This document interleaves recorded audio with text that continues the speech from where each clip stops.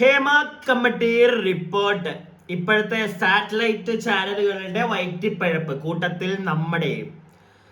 അപ്പോൾ ഇന്നലെ ഞാനൊരു ലൈവ് വന്നിട്ടുണ്ടായിരുന്നു. ഞാൻ അത്യാവശ്യം എനിക്ക് ഇതിനകത്തുള്ള എനിക്ക് തോന്നി എൻ്റെ ഒരു പെർസ്പെക്റ്റീവ് ഈ ഒരു വിഷയമായിട്ട് ബന്ധപ്പെട്ട് ഞാൻ പറഞ്ഞു കഴിഞ്ഞു. അപ്പൊ അത് കഴിഞ്ഞപ്പോഴത്തേക്ക് കുറച്ച് വീഡിയോ ക്ലിപ്പുകൾ ഞാൻ കണ്ടു. അതായത് ഇന്നലെ ചൊവ്വാഴ്ച നമ്മുടെ അമ്മ അസോസിയേഷന്റെ ഒരു ഫംഗ്ഷൻ ഉണ്ടായിരുന്നു എറണാകുളത്ത് അങ്കമാലി വെച്ചിട്ട്.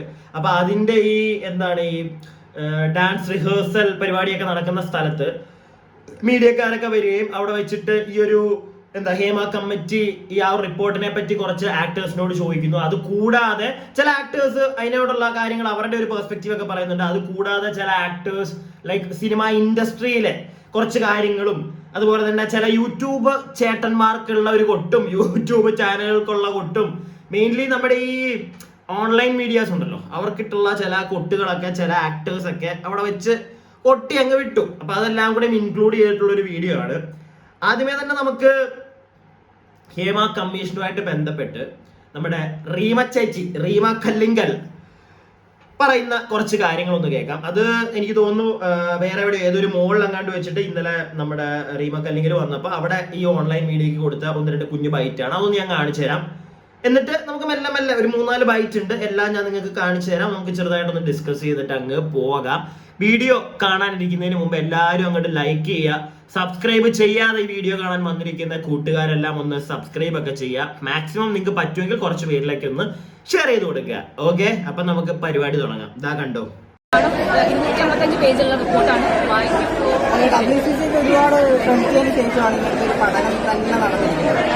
അതിലെന്താണ് ഹേമ കമ്മീഷൻ കൊടുത്തിട്ടുള്ള റിപ്പോർട്ട് അനുസരിച്ചുള്ള എന്താണ് അവര് സജസ്റ്റ് ചെയ്യുന്നതെന്ന് ഞങ്ങൾക്ക് നോക്കണം. ഞങ്ങളും വായിച്ചിട്ടില്ല, ഞങ്ങൾക്കും ഇപ്പോഴാണ് കിട്ടുന്നത്. ഞങ്ങൾ 4 കൊല്ലമായി ചോദിക്കുന്നതാണ്, ഞങ്ങൾക്കും ഇപ്പോഴാണ് കിട്ടുന്നത്. കൃത്യമായി വായിച്ച് അതിനനുസരിച്ച് എന്തായാലും ഇതിനുവേണ്ടി പ്രയത്നിക്കുന്ന ഒരാളെന്ന ഇതിൽ ഈ റിപ്പോർട്ട് വന്നപ്പോൾ നെറ്റിയെന്നുള്ളതിനേക്കാളും ഒരുപാട് സന്തോഷമുണ്ട്. ഒരുപാട് പേരുടെ ഒരുപാട് കൊല്ലത്തെ ചോരയും നീരുമാണ്, ലൈഫും കരിയറും കളഞ്ഞിട്ടുള്ള കളിയാണ്. സോ ഒരുപാട് സന്തോഷം. സർക്കാർ പുറത്തു വിടാൻ ഇത്ര ലേറ്റ് ആയതെന്താണെന്ന് അറിയാം? ഇല്ല, ഞങ്ങളും ചോദിക്കുന്നുണ്ട്. ഇതിനെക്കുറിച്ച് ചോദിച്ചിട്ടുണ്ടോ മിനിസ്റ്ററുടെ അടുത്തൊക്കെ? ഒരുപാട് പേരുടെ ഒരുപാട് കൊല്ലത്തെ ചോരയും നീരുമാണ് ഈ റിപ്പോർട്ട് എന്നൊക്കെ റീമ ചേച്ചി പറയുന്നത് ഞാൻ കേട്ടു. ചോരയും നീരും മറ്റേ അവരുടെ ആ ഒരു പ്രൊഫൈലും ഒക്കെ കളഞ്ഞ് ഈ ഒരു റിപ്പോർട്ടിനകത്ത് അതിനുവേണ്ടി അവർ കഷ്ടപ്പെട്ടു എന്നൊക്കെ പറയുമ്പം ഇതിന് മാത്രം എന്ത് തേങ്ങയാണ് റിപ്പോർട്ടിനകത്തുള്ളത് എനിക്ക് അറിയാൻ പാടില്ല. എന്താ ഇതിനകത്തുള്ളത്? വർഷങ്ങളായിട്ട് സിനിമ ഇൻഡസ്ട്രിയിൽ നടക്കുന്ന കാര്യം ഇങ്ങനെയൊക്കെയാണെന്ന് ഇവിടെ പൊതുജനങ്ങൾക്ക് അറിയാം. ഇത് തന്നെ റിപ്പോർട്ടിൽ എഴുതി വെച്ചേക്കുന്നതേ 1.5 കോടി രൂപയൊക്കെ മുടക്കിയെന്നൊക്കെയാ കേട്ടത്. ഈ 7 കൊല്ലം കൊണ്ട് ഈ ഒരു പരിപാടി ഇങ്ങനെ കിട്ടാൻ വേണ്ടിയിട്ട് ഈ ഒരു റിപ്പോർട്ട് സമർപ്പിക്കാൻ വേണ്ടി 1.5 കോടി രൂപയ്ക്ക് എങ്ങാണ്ട് അടുത്ത് മുടക്കിയെന്നൊക്കെയാ കേൾക്കുന്നത്. ഇത്രയും മുടക്കിയിട്ട് എന്താ റിപ്പോർട്ടിലുള്ളത്? ഏതെങ്കിലും ഒരു വ്യക്തിയുടെ പേര്, ഏതെങ്കിലും ഒരു വ്യക്തിയുടെ ഏതോ 15 ഗുണ്ടാ സംഘവും മറ്റേ വൻ തലപ്പത്താരൊക്കെ ഉണ്ടെന്ന് ഇങ്ങനെയൊക്കെ പറഞ്ഞു പോകുന്നേ ഉള്ളൂ. ഈ എല്ലാ നായികമാരും ചെന്ന് മൊഴി കൊടുത്തിട്ടുണ്ടെന്നൊക്കെ പറയുന്നുണ്ട്. അവർക്ക് പേഴ്സണലായിട്ട് പ്രശ്നങ്ങൾ വരാതിരിക്കാൻ ആ പേരുകൾ അവർ പുറത്തു വിടുന്നില്ല. ഈ പേരുകൾ പുറത്തു വിടാത്തോളം കാലം എന്താണ് ഈ റിപ്പോർട്ട് കൊണ്ടുള്ള ഗുണം? സർക്കാർ മറ്റേ ആക്ഷൻ എടുക്കണം. സർക്കാർ ആർക്കെതിരെ ആക്ഷൻ എടുക്കണം? ഈ വൃത്തികേടുകൾ ചെയ്തവന്മാർക്കെതിരെയല്ലേ ആക്ഷൻ എടുക്കണ്ടേ? ആ വൃത്തികേടുകൾ ആരാ ചെയ്തതെന്ന് പറയണ്ടേ, എന്നാലല്ലേ ആക്ഷൻ എടുക്കാൻ പറ്റൂ. ഇല്ലെങ്കിൽ ഇപ്പൊ പറയാം, അതായത് ഇപ്പൊ ഈ ടോയ്ലറ്റിന്റെ ഇഷ്യൂസ് ഒക്കെ, ഈ സിനിമ സെറ്റുകളിൽ ടോയ്ലറ്റ് ഒന്നുമില്ല, സോ സർക്കാർ ഇടപെട്ടിട്ട് ഇനി ഒരു സിനിമ ഷൂട്ടിംഗ് നടക്കുമ്പോൾ ആ ലൊക്കേഷനിൽ വൃത്തിയുള്ള ടോയ്ലറ്റ് ഉണ്ടായിരിക്കണം. ഇങ്ങനെയുള്ള കാര്യങ്ങൾ വേണമെങ്കിൽ പറയാം. അതിനൊക്കെ ഒരു നിയമം വേണമെങ്കിൽ അല്ലെങ്കിൽ ഓർഡർ വേണമെങ്കിൽ കൊടുക്കാം. അതല്ലാതെ ഈ വൃത്തികേടുകൾ ചെയ്ത കുറെ ചേട്ടന്മാരുണ്ടെന്ന് പറയുന്നല്ലോ, അവരുടെ പേര് പുറത്തു വന്നെങ്കിൽ മാത്രമല്ലേ നിയമപരമായിട്ട് അവന്മാർക്കെതിരെ എന്തെങ്കിലും ചെയ്യാൻ പറ്റുള്ളൂ. അല്ലാതെ വെറുതെ ഈ 255 ചേച്ചി പറയുന്നത് 255, ഞാൻ കുറച്ചു മുന്നേ കേട്ട് 237, എത്രയൊക്കെ ആണെങ്കിലും 200 രൂപയുണ്ടല്ലോടെ. അപ്പൊ അത്രയും പേജിൽ എഴുതി വെച്ചിരിക്കുന്നതിനകത്ത് എവിടെങ്കിലും ഒക്കെ ആരുടെയെങ്കിലും ഒക്കെ പേരും കൂടെ ഒക്കെ ഒന്ന് പരാമർശിച്ചാൽ, അല്ലെങ്കിൽ ഇവരൊന്ന് പുറത്തു പറഞ്ഞാൽ, അല്ലെങ്കിൽ നിയമപരമായി ആർക്കെങ്കിലും എതിരെ ഒന്ന് കേസെടുത്താൽ വലിയൊരു കാര്യമായിരിക്കും. ഓക്കെ, ഇനി അടുത്തൊരു വീഡിയോയിലേക്ക് നമുക്ക് പോകാം. ഈ വീഡിയോ എന്ന് പറഞ്ഞു കഴിഞ്ഞാൽ നമ്മുടെ ഹരീഷ് പേരടി ഉണ്ടല്ലോ, ഹരീഷ് പേരടി ചേട്ടൻ പ്രോപ്പറായിട്ട് ചേട്ടന്റെ ഒരു പെർസ്പെക്റ്റീവ് ഈ ഒരു നമ്മുടെ ഹേമ കമ്മിറ്റി റിപ്പോർട്ടുമായിട്ട് ബന്ധപ്പെട്ട് ചേട്ടന്റെ ഒരു പെർസ്പെക്റ്റീവ് ചേട്ടൻ അങ്ങോട്ട് പറയുന്നുണ്ട്. അത് നിങ്ങളൊന്ന് കേൾക്കുക, എന്നിട്ട് നമുക്ക് കുറച്ച് കാര്യങ്ങളൂടെ സംസാരിക്കാം. സർ, റിപ്പോർട്ട് പുറത്തു വന്നപ്പോൾ ഒരു സിനിമാ രംഗത്തെ ഒരു താരമെന്ന നിലയിൽ താങ്കൾക്ക് എന്താണ് ശരിക്കും തോന്നിയത്? ഈ റിപ്പോർട്ടിനെ ആദ്യമായി സ്വാഗതം ചെയ്യുകയാണ്. ഇത്രയും നല്ലൊരു റിപ്പോർട്ട് എന്തിനാണ് ഈ ഇത്രത്തോളം വർഷങ്ങൾ പൂഴ്ത്തിവെച്ചത്, ആരെ പേടിച്ചിട്ടാണ് പൂഴ്ത്തിവെച്ചത് എന്നുള്ളതാണ് സർക്കാർ വ്യക്തമാക്കേണ്ടത്. അതവിടെ നിൽക്കട്ടെ. എന്തുതന്നെയായാലും സിനിമാ മേഖലയിലെ സ്ത്രീകൾ അനുഭവിക്കുന്ന ഒരുപാട് വിഷയങ്ങൾ, ഇത് വളരെ മുൻകൂട്ടി പല കാലത്തായിട്ട് നമ്മളൊക്കെ ചർച്ച ചെയ്ത വിഷയങ്ങളാണെങ്കിൽ ആ വിഷയങ്ങൾക്കൊക്കെ ഈ ഹേമ കമ്മിറ്റി റിപ്പോർട്ടിൽ ആധികാരികമായൊരു മുഖം വന്നിരിക്കുകയാണ്. ഇനി അതിനെ തുടർന്നുള്ള നടപടികളിലേക്കാണ് ഒരു ഇടതുപക്ഷ സർക്കാർ കിടക്കേണ്ടത്. അല്ലാത്ത കാലത്തോളം നിങ്ങൾ സ്വയം പറയുന്ന ഇടതുപക്ഷമായി മാറും, അല്ലെങ്കിൽ ജനങ്ങൾ പറയുന്ന ഇടതുപക്ഷമായുള്ള സർക്കാരായി മാറണമെങ്കിൽ ഇതിലുന്നയിച്ച വിഷയങ്ങൾക്കെതിരെയുള്ള മുഖം നോക്കാത്ത നടപടികളിലേക്കാണ് കിടക്കേണ്ടത്. പ്രധാന നടന്മാരുണ്ട്, പവർ ഗ്രൂപ്പ് ഉണ്ട് എന്നൊക്കെ റിപ്പോർട്ടിൽ പറയുന്നുണ്ടെങ്കിലും ഒരു കൃത്യമായ ഒരു പേരുകളോ അല്ലെങ്കിൽ ഇതാരാണ് ഈ ഇരകളെ ബുദ്ധിമുട്ടിച്ചത് എന്നുള്ള കാര്യത്തിലൊന്നും വ്യക്തത ഈ റിപ്പോർട്ടിലില്ല. എങ്ങനെയാണ് അപ്പോൾ ഈ ഒരു സാഹചര്യത്തിൽ പോലീസ് അന്വേഷണം അടക്കമുള്ള കാര്യങ്ങളിലേക്ക് നമുക്ക് കടക്കാനാവുക? എങ്ങനെയാണ്? സത്യത്തിൽ ഈ 70ഓളം പേജുകൾ മാറ്റിവെക്കപ്പെട്ടത് ഇരകളുടെ സ്വകാര്യത മാനിച്ചാണെന്നുള്ള നമ്മൾ മനസ്സിലാക്കുന്നു, അത് ഉൾക്കൊള്ളുന്നു. പക്ഷേ അതോടൊപ്പം തന്നെ ആ 70 പേജുകളിലുള്ള വേട്ടക്കാരുണ്ടല്ലോ, അവർ പേര് പുറത്തു വന്നേ പറ്റുള്ളൂ. അവർ പേര് പുറത്ത് വന്നിട്ട് ഞങ്ങൾക്ക് അവരുടെ പേര് കണ്ടിട്ട് സന്തോഷിക്കേണ്ട ഒരു കാര്യമില്ല. അവർക്കെതിരെയുള്ള നടപടികളാണ് ആവശ്യം. അതാണ് ഞാൻ നേരത്തെ പറഞ്ഞത്. ആ വരികൾക്കുള്ളിൽ നിന്നാണ് ആദ്യത്തെ ക്ലീനിങ് സ്റ്റാർട്ട് ചെയ്യേണ്ടത്. ഇടതുപക്ഷ സർക്കാർ ആദ്യത്തെ ശുചീകരണ പ്രവൃത്തി സ്റ്റാർട്ട് ചെയ്യേണ്ടത് ഈ മാറ്റിവെച്ച 70 പേജുകളിലെ വേട്ടക്കാരിൽ നിന്ന് ഓരോരുത്തരെ പിക്ക് ചെയ്തിട്ടാണ്. അങ്ങനെയാണ് തുടങ്ങേണ്ടത്. ചേട്ടാ, എന്റെ ഒരു സംശയമാണ്, അങ്ങനെ തുടങ്ങണമെങ്കിൽ ചേട്ടൻ പറയുന്നുണ്ടല്ലോ 70 പേജുകളിൽ വേട്ടക്കാരുണ്ടെന്ന്. ഈ വേട്ടക്കാരുടെ പേരുകൾ പുറത്തു വന്നെങ്കിൽ മാത്രമല്ലേ വേട്ടക്കാർക്കെതിരെ കേസെടുക്കാൻ പറ്റുള്ളൂ. അല്ലാതെ വേട്ടക്കാരെന്ന് പറഞ്ഞുകൊണ്ടിരുന്നു കഴിഞ്ഞാൽ കാട്ടിക്കിടക്കുന്ന വേട്ടക്കാരുടെ പുറത്ത് കേസെടുക്കാൻ പറ്റുമോ ചേട്ടാ? എനിക്ക് അറിയാൻ പാടില്ല. നായാട്ടുകാരുടെ അങ്ങനെ ആരെങ്കിലും ഒക്കെ ഉണ്ടെങ്കിൽ അവന്മാരുടെ നെഞ്ചത്താണോ കേസെടുക്കേണ്ടത്? ഇപ്പൊ ഉണ്ടോ നായാട്ടുകാരൊക്കെ? എനിക്ക് അറിയത്തില്ല, ഞാനങ്ങ് പറഞ്ഞതാ. കാട്ടിക്കിടക്കുന്ന നായാട്ടുകാരുടെ നെഞ്ചത്താണോ വേട്ടക്കാരുടെ നെഞ്ചത്താണോ കേസെടുക്കേണ്ടത്? ഈ നിങ്ങളീ പറയുന്ന സിനിമയ്ക്കകത്തെ വേട്ടക്കാരന്മാർ ഈ 70 പേജിനകത്തുള്ളവ മാറ്റേ പറയുന്നുണ്ടല്ലോ, ഇങ്ങനെ അവന്മാര് ചെയ്തു എന്നൊക്കെ. ഇവന്മാരുടെ പേര് പുറത്തു വരണം, എങ്കിൽ മാത്രമേ കേസെടുക്കാൻ പറ്റുള്ളൂ. മനസ്സിലായില്ലേ? അല്ലാതെ ഈ 70 പേജിനകത്ത് പറയുന്ന അവർക്കെതിരെ വേട്ടക്കാർ അവരുടെ പേര് പുറത്തു വന്നിട്ട് നമുക്കൊന്നും പേര് പുറത്തു വരണം, എല്ലാരും അറിയണം. അത് എന്തുകൊണ്ടാണെന്ന് നിങ്ങൾ തന്നെ പറയും. നിങ്ങളുടെ വായിൽ നിന്ന് തന്നെ കുറച്ച് കാര്യങ്ങളും കൂടെ വീഴുന്നുണ്ട്, അത് കേൾക്കുന്നത് നമുക്ക് ബാക്കി സംസാരിക്കാമേ. ഓരോരുത്തരെ പിക്ക് ചെയ്തിട്ടാണ്. അങ്ങനെയാണ് തുടങ്ങേണ്ടത്. അങ്ങനെയാണ് പുതിയ തലമുറയ്ക്ക് ഈ വഴി വൃത്തിയാക്കി കൊടുത്തിട്ട് പെൺകുട്ടികളാണെങ്കിലും ആൺകുട്ടികളാണെങ്കിലും ധൈര്യപൂർവ്വം സിനിമാ മേഖല ഒരു തൊഴിലിടമായി കണ്ടുകൊണ്ട് ധൈര്യപൂർവ്വം കടന്നു വരാനുള്ള ഒരു സൗകര്യം ഒരുക്കി കൊടുക്കുക. അല്ലാത്ത ചേട്ടൻ തന്നെ പറയുന്നുണ്ട് പുതുതലമുറയ്ക്ക് വഴിവെട്ടി, പുതുതലമുറയ്ക്ക് സിനിമ ഇൻഡസ്ട്രി വൃത്തിയാക്കി കൊടുക്കണം. ഇങ്ങനെ വൃത്തിയാക്കി കൊടുക്കണമെങ്കിൽ ഈ ആരൊക്കെയാണ് ഈ വൃത്തികേടുകൾ കാണിച്ചതെന്ന് പൊതുസമൂഹം അറിയണം. പുതിയ കുട്ടികൾ വരുമ്പോൾ അവരറിയണം ഇങ്ങനെയുള്ള ചെറ്റകളുടെ അടുക്കിലേക്ക് ചെല്ലരുത്, അവന്മാര് വെറും ഈ പരിപാടിയാണെന്ന്. അതിന് പുറത്ത് പേര് വരണം. അതിനകത്ത് നിങ്ങൾ സ്ത്രീകളുടെ അവരുടെ സുരക്ഷ എനിക്കത് മനസ്സിലായില്ല സത്യം പറഞ്ഞു കഴിഞ്ഞാൽ. നിങ്ങൾക്ക് എല്ലാവർക്കും സത്യങ്ങൾ പുറത്തു വരികയും വേണം, ആളുകൾ ശിക്ഷിക്കപ്പെടുകയും വേണം ഈ വൃത്തികേടുകൾ ചെയ്തവന്മാര്. എന്നാൽ ഇവന്മാരുടെ ഒന്നും പേര് പുറത്ത് പറയാനും പറ്റത്തില്ല. അതൊരു സൂപ്പർ പരിപാടിയാണല്ലോ, എനിക്ക് അറിയാൻ പാടില്ല, സൂപ്പർ പരിപാടിയാ. പുറത്താരുടെയും പേര് പറയാൻ അങ്ങോട്ട് നടക്കത്തില്ല. അതുപോലെ തന്നെ ഈ ചേട്ടൻ തുടക്കത്തിലൊരു കാര്യം പറയുന്നുണ്ട്. സർ, റിപ്പോർട്ട് പുറത്തു വന്നപ്പോൾ ഒരു സിനിമാ രംഗത്തെ ഒരു താരമെന്ന നിലയിൽ താങ്കൾക്ക് എന്താണ് ശരിക്കും തോന്നിയത്? ഈ റിപ്പോർട്ടിനെ ആദ്യമായി സ്വാഗതം ചെയ്യുകയാണ്. ഇത്രയും നല്ലൊരു റിപ്പോർട്ട് എന്തിനാണ് ഈ ഇത്രത്തോളം വർഷങ്ങൾ പൂഴ്ത്തിവെച്ചത്, ആരെ പേടിച്ചിട്ടാണ് പൂഴ്ത്തിവെച്ചത് എന്നുള്ളതാണ് സർക്കാർ വ്യക്തമാക്കേണ്ടത്. അടിപൊളി റിപ്പോർട്ടാണെന്നാണ് ഈ ചേട്ടൻ തുടക്കത്തിൽ പറഞ്ഞു വെച്ചേക്കുന്നത്, കേട്ടല്ലോ. സൂപ്പർ റിപ്പോർട്ടാണെന്ന്. എന്ത് സൂപ്പർ റിപ്പോർട്ടാ ചേട്ടാ ഇത്?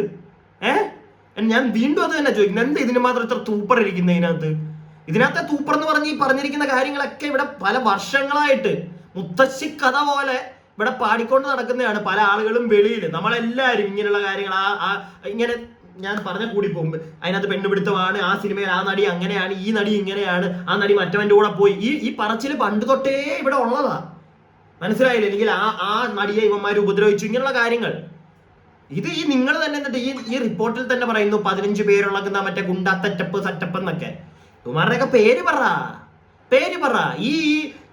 ഈ സിനിമ ഇപ്പോഴത്തെ മലയാളം ഇൻഡസ്ട്രിയിൽ നിൽക്കുന്ന നായകന്മാര് മൊഴി കൊടുത്തല്ലോ. ഈ മൊഴി കൊടുത്തപ്പോഴും ഈ പേരൊന്നും കൊടുത്തു, ചിലപ്പോൾ പേരൊക്കെ പറഞ്ഞു കാണുമായിരിക്കും. ഈ ഒരു റിപ്പോർട്ടിനകത്ത് പേരൊന്നും ഉൾപ്പെടുത്താത്തതായിരിക്കും. പക്ഷെ ആ റിപ്പോർട്ടിനകത്ത് ഉൾപ്പെടുത്തണം, എന്നിട്ട് അറിയണം ആളുകൾ. എന്നാലേ ഹരീഷ് ചേട്ടൻ പറഞ്ഞ പോലെ ഇനി വരുന്ന തലമുറയിലെ കുട്ടികൾ സിനിമ ഇൻഡസ്ട്രിയിലേക്ക് വരുമ്പോൾ അവരുടെ വീട്ടുകാർക്കാണെങ്കിലും പ്രോപ്പറായിട്ട് ഓക്കെ ഇങ്ങനെയുള്ള ചെറ്റകളാണ് ഇവന്മാരൊക്കെ, ഇതിനകത്ത് വലിയ കണ്ണികളായിരുന്നു പണ്ട്, അതുകൊണ്ട് ഇവന്മാരുടെ അടുക്കിലോട്ട് വിടരുത് കുട്ടികളെ എന്ന് ഒരു പേടിയെന്നല്ല, ഒരു മുൻകരുതൽ ഇനി വരുന്ന കുട്ടികളുടെ പാരന്റ്സിനൊക്കെ എടുക്കാൻ പറ്റും. ഇല്ലെങ്കിൽ സിനിമ ഇൻഡസ്ട്രി തന്നെ പണ്ട് എല്ലാവർക്കും അറിയാവുന്ന ഒരു കേസാണ്. പണ്ടത്തെ ആൾക്കാരൊക്കെ പറയും സിനിമയിലേക്ക് പോകരുത്, വളരെ മോശമാണത്, അവിടെ അങ്ങനെയാണ്, അവിടെ ഇങ്ങനെയാണ്. ഈ ഒരു പറച്ചിൽ ഇനി തുടർന്നുകൊണ്ടേയിരിക്കും. ആ ഒരു തുടർ പറച്ചിലുകൾ ഇല്ലാതെയാകണമെങ്കിൽ ഈ വൃത്തികേട് കാണിക്കുന്നവന്മാര് പൊതുസമൂഹത്തിന്റെ മുന്നിലും പൊതുജനങ്ങൾ അറിയണം. സിനിമ ഇൻഡസ്ട്രിയിലുള്ള ആളുകൾ മാത്രം അറിഞ്ഞു പോകേണ്ട ഒരു കാര്യമല്ല. നിങ്ങൾ പ്രത്യേകിച്ച് ഇത് വാർത്താ ചാനലുകളൊക്കെ വഴി ഇത്ര വലിയ ന്യൂസുകളൊക്കെ ആക്കി പുറത്തേക്ക് വരുമ്പോൾ നമുക്കറിയാനുള്ള അവകാശമുണ്ട്. ജനങ്ങൾ അറിയണം, അതിനെ ഹൈഡ് ചെയ്ത് വെക്കരുത്. അപ്പൊ ഇങ്ങനെയുള്ള പരിപാടികൾ നിങ്ങൾ പറയുന്നത് സ്ത്രീകളുടെ സംരക്ഷണം അങ്ങനെ ഇങ്ങനെ പേടിച്ചിരിക്കേണ്ട കാര്യമില്ല. ധൈര്യത്തോടു കൂടി പുറത്തു പറയാൻ വന്നവരാണ് സ്ത്രീകൾ, നിങ്ങളുടെ കൂട്ടത്തിലുള്ളവര്. സോ ആ പേരുകൾ ജനങ്ങൾ അറിയണം. അങ്ങനെ എൻ്റെ ഒരു പെർസ്പെക്റ്റീവില് എനിക്ക് അതാണ് കേട്ടോ തോന്നിയത്. അപ്പൊ ഈ ഒരു ഹേമ കമ്മീഷനുമായിട്ട് ബന്ധപ്പെട്ട് ഇത്രയും കാര്യങ്ങളേ ഉള്ളൂ. ഇനിയും സിനിമ ഇൻഡസ്ട്രിയിലെ ഒരു 2 ചേച്ചിമാര് 2 കാര്യങ്ങൾ പറയുന്നുണ്ട്. അതും കൂടെ ഞാൻ നിങ്ങളെ ഒന്ന് കേൾപ്പിച്ചു തരാം. അതിനകത്ത് എനിക്ക് കുറച്ച് കാര്യങ്ങൾ പറയാനുണ്ട്. ഞാൻ ആ ബൈറ്റുകൾ ഇന്നാണ് കണ്ടത്. അതാണ് നിങ്ങൾ എന്തായാലും കണ്ടോണ്ടിരിക്കുക. നിർത്തിയിട്ടൊന്നും ഇടയ്ക്ക് വെച്ച് പോവല്ലേ, ഫുള്ള് വീഡിയോ കാണുന്നത്. മെയിൻ ഒരു സാധനം ഇവിടെ കാണിച്ചു തരാം. ഞാൻ അങ്ങോട്ട് കണ്ടേ. യൂട്യൂബ് ചാനലുകളും മറ്റും ആയിക്കോട്ടെ, പലരുടെയും നടന്മാരുടെ ഉപയോഗിക്കുന്നുണ്ട്. പക്ഷെ കൂടുതലായിട്ട് നടിമാരുടെ ചിത്രങ്ങൾ, വീഡിയോകൾ അത് അവർ പോലും വിചാരിക്കാത്ത രീതിയിലേക്ക് എടുത്ത് വൾഗറായി എടുത്തിട്ട് അവരെ പൊതുസമൂഹത്തിൽ അവരെ വല്ലാതെയായിട്ട് അപമാനിക്കുന്നതായി കാണപ്പെടുന്നുണ്ട്. അങ്ങനെയുള്ളതിനും കടിഞ്ഞാൻ വേണമെന്ന് തോന്നുന്നുണ്ടോ? നന്നായിരിക്കും. കാരണം അതിനൊന്നും ഒരു റെസ്ട്രിക്ഷൻ ഇല്ലാത്തതിൻ്റെ ഒരു ഇതുകൊണ്ടാണ്. അതായത് ചീത്തവിളികളും എന്താ പറയുക, ബാക്കിയെല്ലാം ഈ നെഗറ്റീവ് ഫുൾ വരുന്നത് അതിൽ പ്രദർശിപ്പിക്കുന്നത് ആരുടെ മുഖമാണോ അവർക്കാണ് കിട്ടുന്നത്. ആരെങ്ങനെ എടുക്കുന്നു എന്നുള്ളതൊന്നും ആരും ബോധേഡല്ല. പിന്നെ നിൽക്കുന്നവർ ചിലപ്പോൾ അത് കാണുന്നുണ്ടാവില്ല. അപ്പോൾ നമുക്ക് എന്തും പ്രസൻറ്റ് ചെയ്യുന്നത് നല്ല രീതിയിലും ആക്കാം. പിന്നെ അവരുടെ പേജസിന് വ്യൂസ് കിട്ടണം. അപ്പോൾ അവർക്ക് എന്താണോ ആവശ്യം, കണ്ടന്റ് എന്താണെന്ന് വെച്ച് കഴിഞ്ഞാൽ അതിടും. ഞാനൊരു ഫംഗ്ഷൻ അറ്റൻഡ് ചെയ്യാൻ പോയിരുന്നു. അപ്പോൾ അതിൽ ഞാൻ ചുരിദാറാണ് യൂസ് ചെയ്തിരുന്നത് ഈ അടുത്ത്. അപ്പോൾ അതിനു മുമ്പേ അവിടെ വരുന്ന മീഡിയാസ് നമ്മൾ പരിചയമുള്ളവരെ, എൻ്റെ കൂടെ ഉള്ളവരെ വിളിച്ച് ചോദിക്കും എന്താണെന്ന് കോസ്റ്റ്യൂം. എന്നിട്ട് അവർ പറയുന്നുണ്ടായി ഞാൻ ഈ കണ്ടന്റ് പോസ്റ്റ് ചെയ്യില്ല, കാരണം എനിക്ക് കണ്ടന്റ് ആയിട്ടൊന്നും കിട്ടിയില്ല എന്നുള്ളൊരു അവസ്ഥയിൽ. So I was just thinking എന്ത് തോട്ടാണത്. കാരണം അത് പോസ്റ്റ് ചെയ്യില്ല എന്ന് പറയുമ്പോൾ ഓക്കെ ഫൈൻ, പോസ്റ്റ് ചെയ്യണ്ട. സോ അങ്ങനെയാണ് മൈൻഡ് സെറ്റ് എല്ലാവരുടെയും. പിന്നെ ഞാൻ ആലോചിക്കും നമ്മളെല്ലാവരും വെച്ച് അവർ ജീവിക്കുന്നുണ്ടെങ്കിൽ I'm so happy for that. അങ്ങനെ നടക്കട്ടെ. അപ്പൊ ചേച്ചി പറയുന്നത് നമ്മളെല്ലാവരെയും വെച്ച് ഈ ഓൺലൈൻ യൂട്യൂബേഴ്സ് മെയിൻലി അവരുദ്ദേശിക്കുന്നത് നമ്മുടെ ഈ ഓൺലൈൻ മീഡിയ ചാനൽസ് ഉണ്ടല്ലോ അവരെയാണ്. അവർ ജീവിക്കുന്നത് ചേച്ചിയുടെ അങ്ങനത്തെ ഉള്ള വീഡിയോകളൊക്കെ ഇട്ടിട്ടാണെങ്കിൽ I'm happy for that എന്നുള്ളൊരു മൂഡാണ് ചേച്ചി പറയുന്നത്. എന്നാൽ എനിക്ക് ചേച്ചിയോട് ചോദിക്കാനുള്ളത്, ചേച്ചി എങ്ങനെയാണ് ജീവിക്കുന്നത്? സിനിമകൾ കൊണ്ട് മാത്രമാണോ ചേച്ചി ജീവിക്കുന്നത്? ചേച്ചിക്ക് എത്ര സിനിമകളുണ്ട് ഇവിടെ? എത്ര സിനിമകളുണ്ട് ചേച്ചിക്ക്?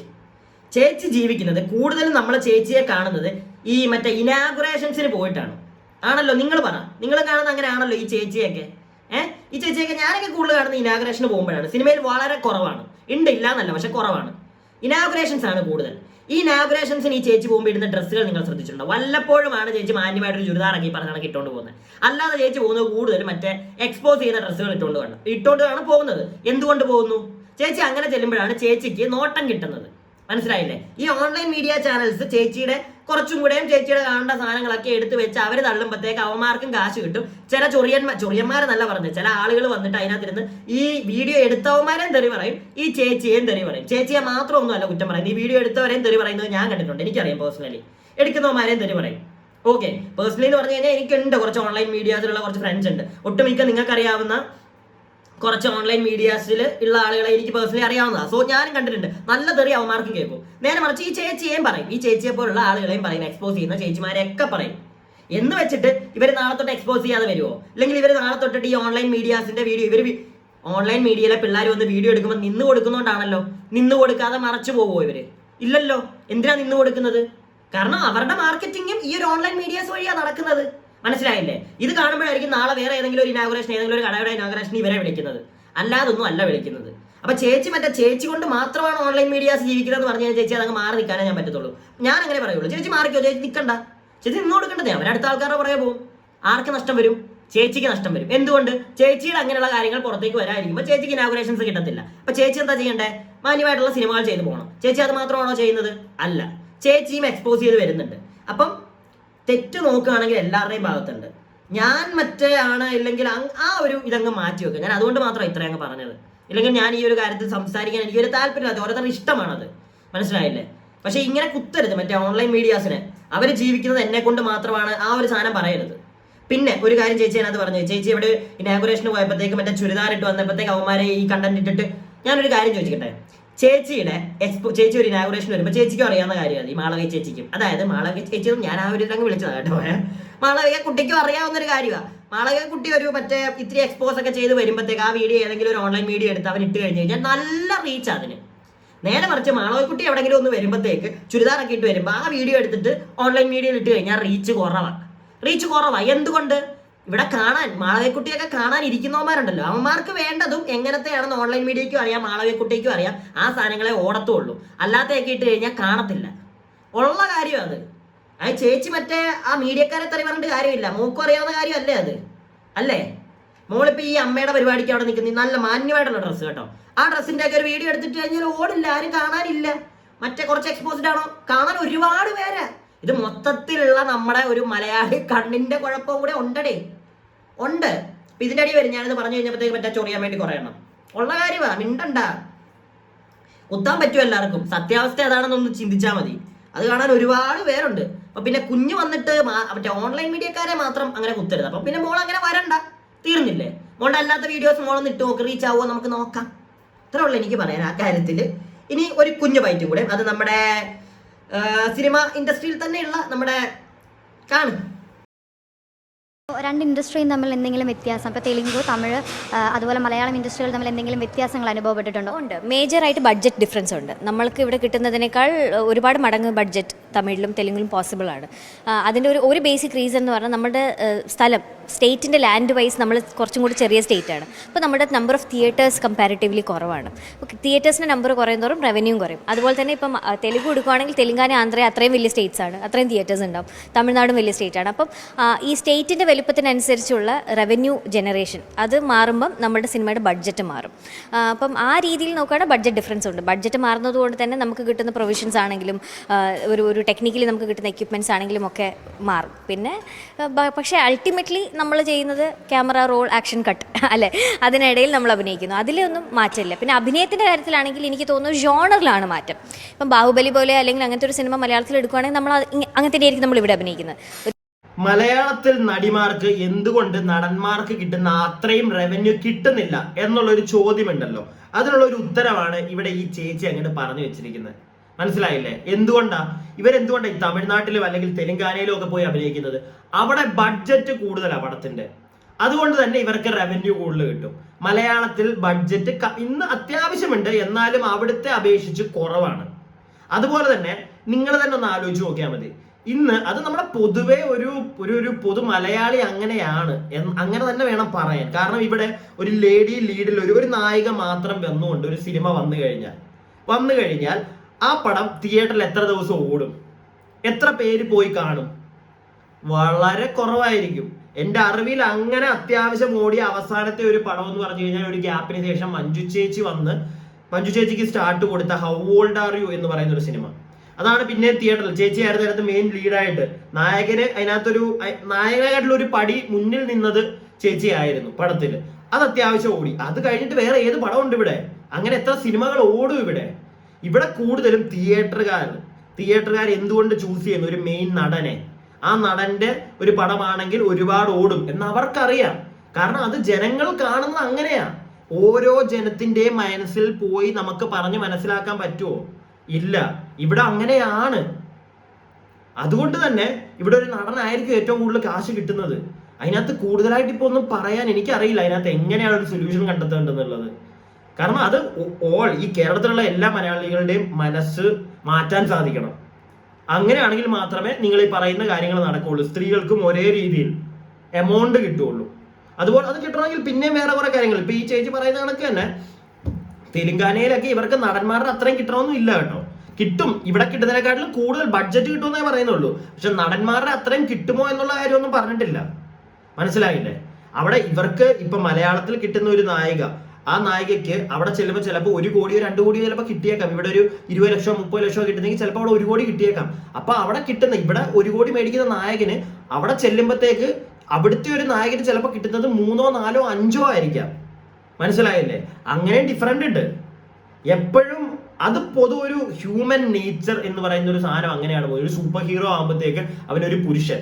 ഇത് പണ്ട് തൊട്ടേ വന്നിരിക്കുന്ന ഒരു സാധനം. ആ ഒരു കാര്യത്തിൽ മാത്രം ഇന്നും മാറ്റം വന്നിട്ടില്ല. മനസ്സിലായില്ലേ? അത് എല്ലാവരുടെയും മനസ്സിൽ മായുന്ന ഒരു കാലത്ത്, ഒരു മാറ്റം വരുന്ന കാലത്ത്, അന്ന് രണ്ടുപേരെയും ഒരേപോലെ എടുത്തിട്ട് ഒരേ പേർക്കും ഒരേ സ്റ്റാർ വാല്യൂ കൊടുത്ത് സെയിം എമൗണ്ട് ഒക്കെ കൊടുത്ത് ഇവിടെ മാറുന്ന ഒരു കാലം ഉണ്ടാവുമായിരിക്കും. ഉണ്ടാവട്ടെ, അങ്ങനെ പറയാൻ പറ്റുള്ളൂ. അല്ലാതെ ഇന്നും അല്ലാതെ ഇതിനെ നമ്മൾ ഇങ്ങനെ പറഞ്ഞുകൊണ്ടിരുന്നിട്ട് വലിയ കാര്യമുണ്ടെന്ന് എനിക്ക് തോന്നുന്നില്ല. അത് ചേച്ചിക്ക് അറിയാം. ചേച്ചി അതുകൊണ്ട് ഇപ്പൊ പോയി ഇഷ്ടം പോലെ തമിഴിലും ഒക്കെ ചെയ്യുന്നുണ്ട്. ചേച്ചി കാശ് ഉണ്ടാക്കുന്നുണ്ട്. അതെല്ലാവരും മനസ്സിലാക്കി കഴിഞ്ഞാൽ കൊള്ളാം. അപ്പൊ ഇതൊക്കെയാണ് എനിക്ക് ഈ ഒരു കുറച്ച് ക്ലിപ്സ് ഞാനിങ്ങനെ കണ്ടത്. ഈ ഒരു നമ്മുടെ ഈ ഒരു ഹേമ കമ്മിറ്റിയായിട്ട് ബന്ധപ്പെട്ട് മാത്രമല്ല, സിനിമ ഇൻഡസ്ട്രിയായിട്ട് ബന്ധപ്പെട്ട് ഇങ്ങനെ കുറച്ച് കാര്യങ്ങൾ കണ്ടപ്പോഴത്തേക്കാണ് ഞാൻ എന്നാൽ പിന്നെ ഒന്ന് സംസാരിച്ചേക്കാന്ന് വിചാരിച്ചത്.